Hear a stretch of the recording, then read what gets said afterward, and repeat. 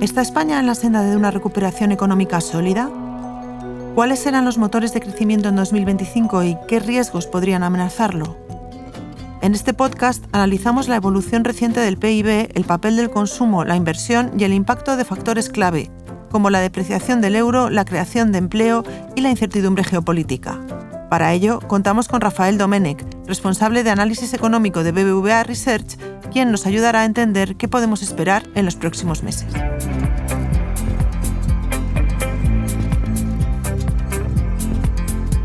Blink, un podcast de BBVA, con Reyes Pariente.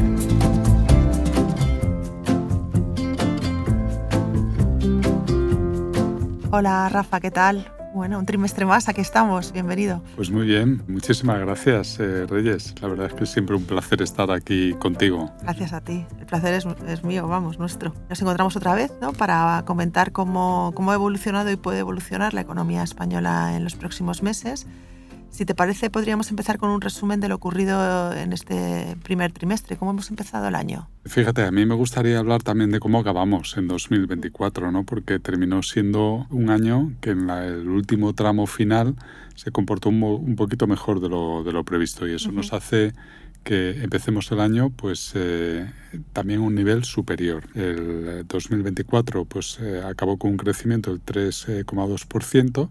Y entonces, a partir de ese nivel más alto, el Producto Interior Bruto en este primer trimestre está comportándose de una manera muy positiva, ¿no? También estamos viendo que con los datos reales que manejamos en BBVA Research, la mejor estimación que tenemos ahora del crecimiento del primer trimestre, todavía no ha concluido, es de 7 décimas de crecimiento trimestral, que si lo elevamos a tasa anual sería un 2,8. Y esto ya está superando las previsiones iniciales que teníamos hace un trimestre, ¿no?, de cómo íbamos a arrancar 2025, ¿no? Estamos viendo que el consumo de los hogares se está comportando muy bien, y que también destaca ahí el comportamiento de las exportaciones de servicios, sobre todo el turismo.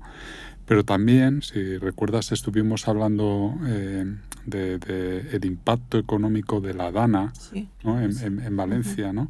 Bueno, pues en términos de actividad, a pesar de toda la destrucción, que fue muy grande, pero en términos de actividad económica, ahora la recuperación está siendo mejor de lo que preveíamos. Los indicadores de consumo en las áreas afectadas muestran una recuperación más rápida de lo que preveíamos, y el crecimiento del empleo también, ¿no? Es decir, está ya como unas 2 décimas por encima del crecimiento del empleo, de la creación del empleo que hubiéramos tenido sin DANA, lo cual es necesario para el propio proceso de reconstrucción, ¿no? Pero que está ocurriendo con esta rapidez, creo que son buenas noticias, y ahora la clave va a ser que lleguen recursos como se han prometido, que su uso sea eficiente y que la recuperación continúe lo más rápidamente posible. Has mencionado el consumo y las exportaciones de servicios. ¿Puedes hablarnos un poquito más de cómo están evolucionando? Se mantiene el consumo interno, el consumo de los hogares, como el principal motor de crecimiento,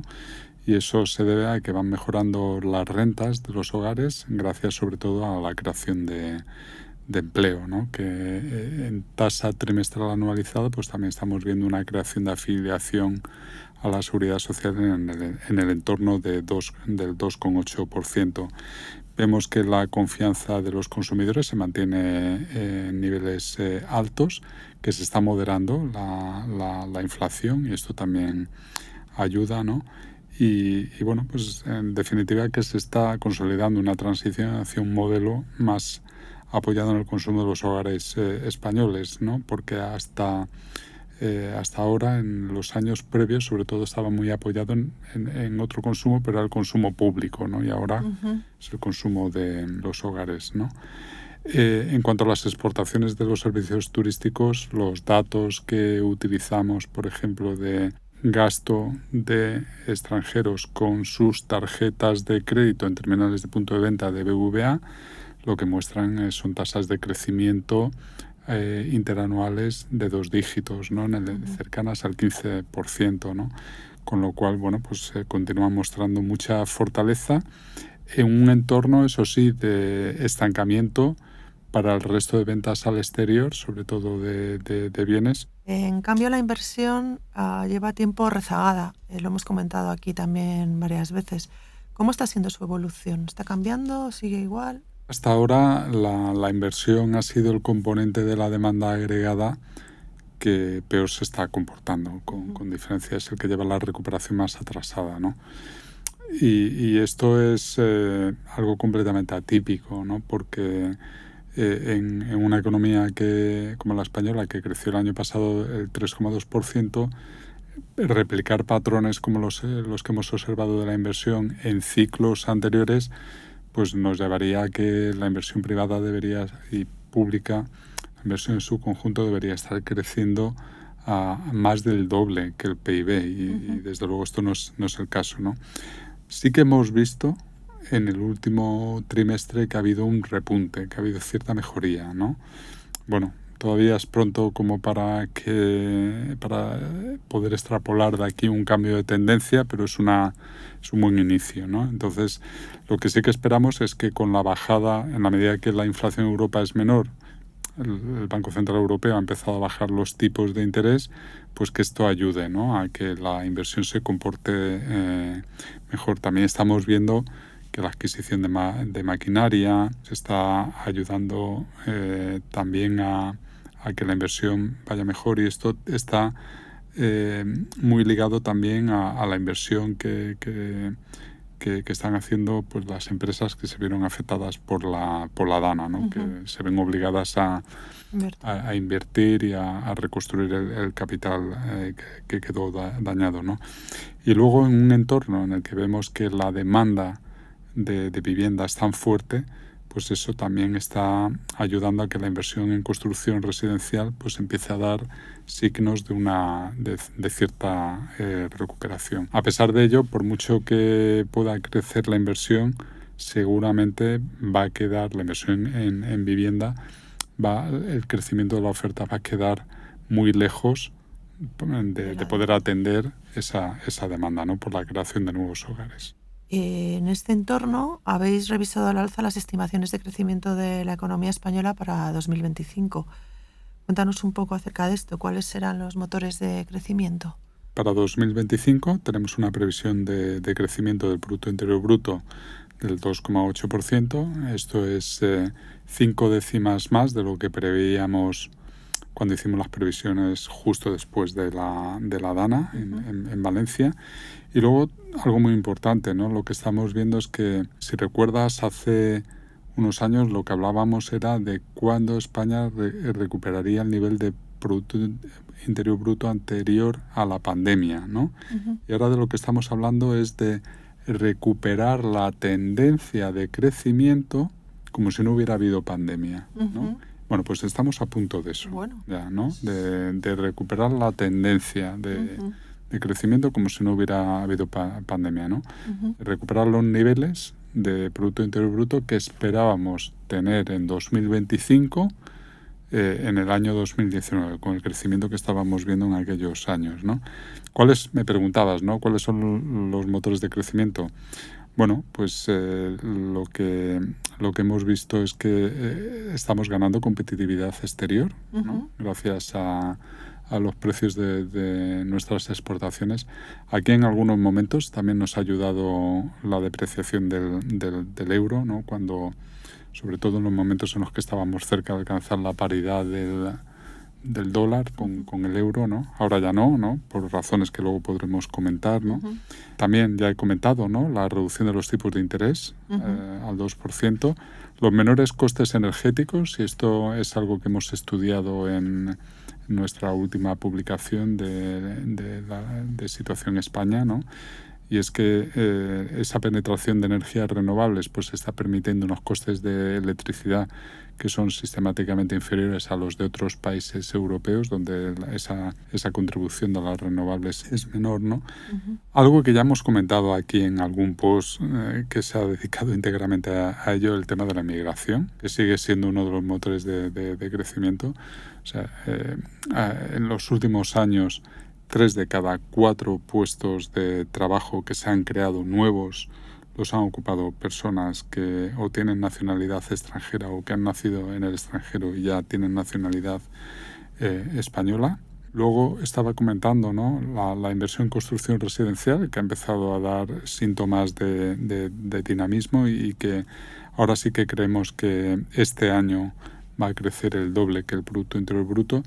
Y luego la política fiscal expansiva, ¿no? Y aquí hemos incluido solo un tipo de medidas, aunque ya se están anunciando otras, ¿no? Nosotros en nuestras previsiones solo estamos incluyendo las medidas que ya se han aprobado para paliar los efectos de la DANA en Valencia, y que esto podría proporcionar al menos unas 6 décimas más de Producto Interior Bruto para la economía española durante el tiempo de ejecución, ¿no?, de las labores de reconstrucción. Cuanto más rápido y más eficaz sea ese desembolso, ¿no?, esas ayudas, pues veremos unos efectos que se concentrarán más este año y harán que el PIB todavía mejore más.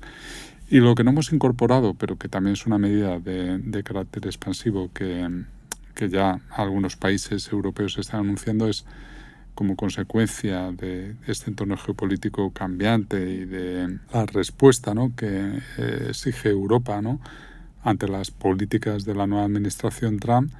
En muchos países, entre ellos algunos tan importantes como Alemania, pues están anunciando, ¿no?, una política fiscal mucho más expansiva, y seguramente nosotros también tendremos que aplicarla por hacer de la necesidad virtud, ¿no? Es decir, Europa tiene que invertir más en defensa, España también, y eso se va a empezar a notar ya seguramente este año. Pero esa parte todavía no está incorporada. Como no está aprobada, no sabemos de cuánto va a ser. Claro. Pero bueno, es algo que ya anticipamos que va a ocurrir. Bueno, un poco en línea con lo que estás comentando ahora al final, nos encontramos en un escenario que no está exento de riesgos.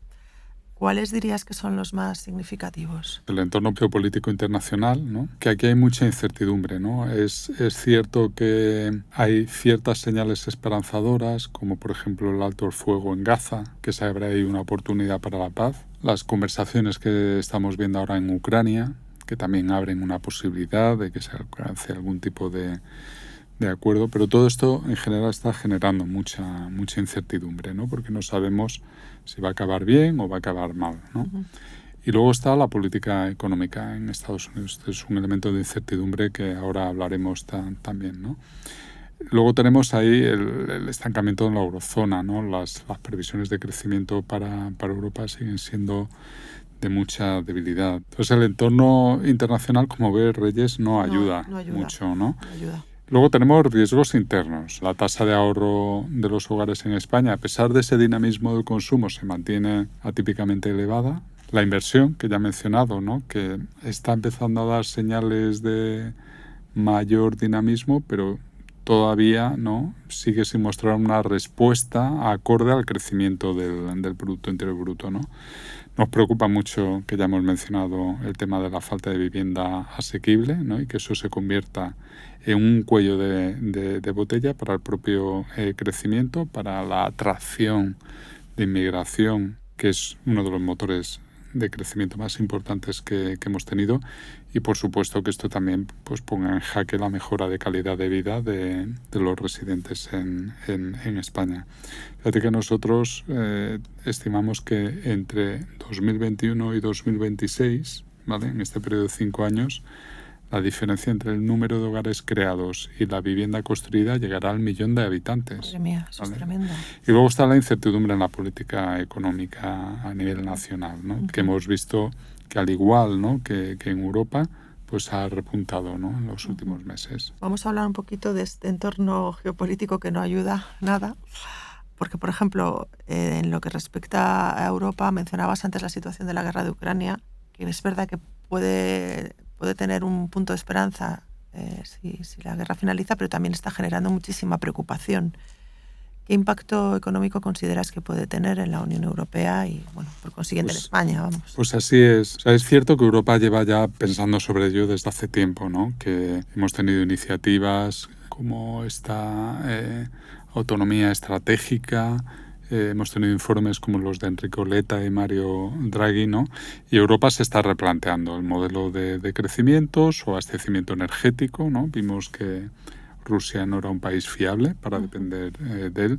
También alimentario, de materias primas, estratégico, incluso ahora pues también de su política de seguridad, ¿no? Que, dependíamos, por un lado, de nuestra energía, del gas ruso, y nuestra defensa de Estados Unidos. Y ahora, pues nos damos cuenta que no podemos seguir así. Eso nos va a llevar pues a que los países europeos ya se están replanteando un mayor gasto fiscal, particularmente en defensa, y aquí el reto es hacerlo bien, ¿no? Que sirva para no solo aumentar la seguridad en Europa, sino para que también tenga el mayor efecto tractor sobre nuestra inversión, sobre nuestro empleo, sobre nuestra productividad y sobre nuestra innovación. Luego también estamos viendo como en los últimos meses se ha producido un aumento del precio del gas, y luego sin duda yo creo que hoy por hoy el elefante que está en medio de la habitación, ¿no? Aparte de este problema de defensa,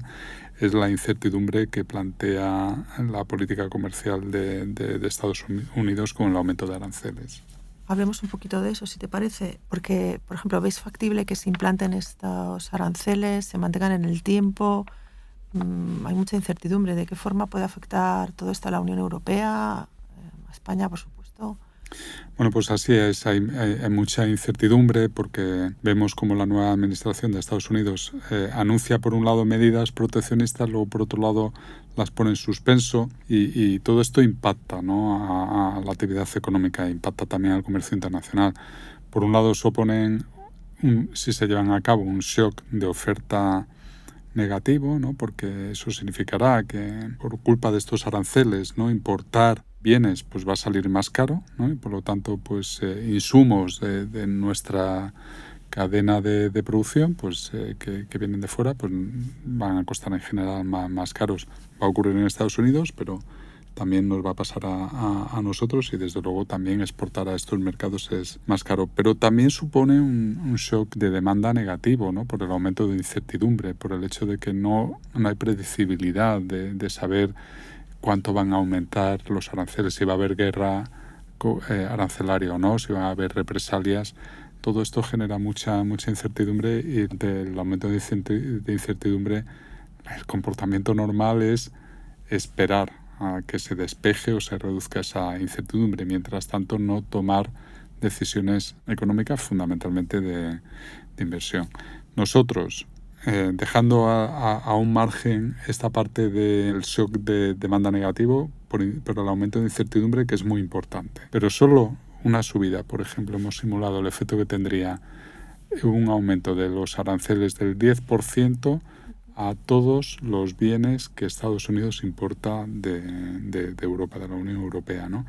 Y eso podría restar al Producto Interior Bruto entre este año y el que viene unas 4 décimas menos de Producto Interior Bruto con respecto a un escenario en el que no se produjera ese aumento de los aranceles, con lo cual el impacto es importante, ¿no? Y bueno, y en la medida que luego también Estados Unidos se está reevaluando, ¿no? Sus acuerdos comerciales, su política arancelaria con otros países, ¿no? Todo esto también puede generar restricciones adicionales a las empresas europeas que están integradas en cadenas de producción mundial, ¿no? Con lo cual los efectos pueden ser muy importantes. Todo este nuevo entorno afecta a Europa, que ya comentabas antes que presenta todavía un crecimiento bajo, ¿no? ¿Qué nos puedes contar acerca de esto y de qué forma puede afectar a España? Bueno, pues por esta razón hemos revisado también ligeramente a la baja la previsión de crecimiento de Europa al 1% anual en 2025, ¿no? De hecho, los datos más recientes lo que nos muestran es que Francia, Alemania e Italia, es decir, las otras grandes economías de la eurozona, pues muestran prácticamente signos de estancamiento, ¿no? Incluso alguna ligera recesión, ¿no? Estamos viendo mucha incertidumbre política en Europa por todo lo que hemos comentado. Y en cuanto al impacto en España, que me preguntabas, es cierto que nosotros estamos menos expuestos, nuestros sectores, nuestras empresas, menos expuestas al mercado de Estados Unidos. También hay muchas empresas que están expuestas indirectamente, es decir, que exportamos a países europeos bienes que luego ellos utilizan para producir bienes que a su vez terminan exportando a Estados Unidos, ¿no? Cuando calculamos todos estos efectos directos o indirectos, pensamos que el impacto que podría tener esa subida de aranceles que hace un momento te decía del 10% a los países europeos también sería negativa, pero sería prácticamente la mitad que en el conjunto de la eurozona, sería de unas dos décimas, ¿no? Y luego pensamos también que el sector turístico puede compensar parcialmente la debilidad de las exportaciones de bienes, ¿no? Uh-huh. Porque lo que estamos viendo en los últimos años es una tendencia creciente de que cada vez hay más turistas norteamericanos que vienen a España y que además gastan más, ¿no? Es el mayor aumento del gasto en turismo se está produciendo precisamente en este tipo de colectivos de turistas que vienen de Estados Unidos. Entonces, si eso continúa, podría compensar ese impacto negativo, ¿no? que tendríamos por la parte de la balanza comercial. Un punto importante que mencionabas antes, la incertidumbre en política económica, que es un factor que podría afectar negativamente al crecimiento. ¿Qué nos puedes decir al respecto? Bueno, pues así es, Reyes. Cuando nosotros vemos los indicadores de incertidumbre en la política económica que construimos en BBVA Research, con una metodología parecida a la de otros indicadores a nivel internacional, pero que nos permiten tener una variable que tiene un comportamiento más estable, no tan volátil como otros indicadores de incertidumbre, vemos que ha crecido tanto en España como en Europa. En España vemos que además está muy unido a esa incertidumbre que se observa con la política fiscal, ¿no? Con la ausencia, por ejemplo, de presupuestos para el Estado y para muchas comunidades autónomas, o todas estas negociaciones que se hacen in extremis sobre la introducción de nuevos impuestos o otros que decaen, etcétera, ¿no? Por ahora, los efectos de esta incertidumbre sobre la actividad económica son moderados, pero es posible además también que se estén compensando por la inercia del crecimiento de la propia economía, por otros vientos de cola como los que hemos descrito antes de motores de crecimiento. En cualquier caso tienen un efecto y de hecho el más ostensible es la debilidad de la inversión, ¿no? Que es la variable componente de la demanda agregada más sensible a la incertidumbre. Entonces, bueno, pues todo esto afecta negativamente y genera todo este clima, ¿no? que estamos viendo a su vez, ¿no? de nuevos retos que van surgiendo. Hemos hablado de este reto en autonomía estratégica en Europa, de mayor gasto en defensa, pues hace que vayamos a tener que incrementar gasto público cuando hay otras partidas que están sometidas a una presión de gasto muy grande como resultado de este envejecimiento, ¿no? demográfico, ¿no? Y hablo aquí de pensiones o sanidad, ¿no? Entonces, tratar de conjugar todo esto va a ser complicado, ¿no? De forma estructural, conjugarlo de manera estructural, ¿no? como un reto no solo presente, sino también futuro. Pues bueno, habrá que estar atentos y para eso te emplazo al seguro que sí. a la próxima publicación para que sigamos hablando y analizándolo. Muchísimas gracias. Nada, muchísimas gracias a ti, Reyes, como siempre. Ha sido un placer. Sigue a Blink en las principales plataformas de audio y a BBVA en redes sociales.